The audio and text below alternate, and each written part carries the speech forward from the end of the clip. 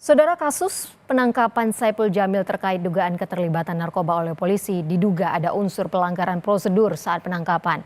Polisi dinilai tidak sesuai prosedur saat melakukan penangkapan terhadap Saipul Jamil dan asistennya.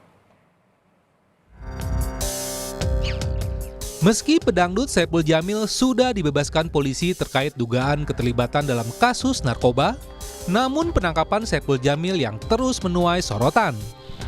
Ketua Umum Indonesia Police Watch atau IPW berpendapat penangkapan Saipul Jamil dinilai melanggar prosedur penangkapan seseorang sesuai dengan aturan undang-undang yang berlaku dan dinilai bertindak tidak profesional.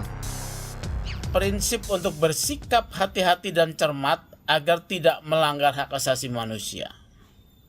Dalam kasus Saipul Jamil, polisi bertindak tidak profesional. Tidak cermat dan berhati-hati dan tidak menghargai hak-hak privasi dari Saipul Jamil. Dalam pasal 17 KUHP prosedur penangkapan oleh polisi, menurut KUHP yakni penyidik memperlihatkan surat tugas dan surat perintah penangkapan kepada tersangka. Surat penangkapan harus menyebut identitas tersangka, alasan penangkapan, hingga uraian singkat perkara kejahatan yang dipersangkakan. Kemudian penangkapan dapat dilakukan tanpa surat perintah.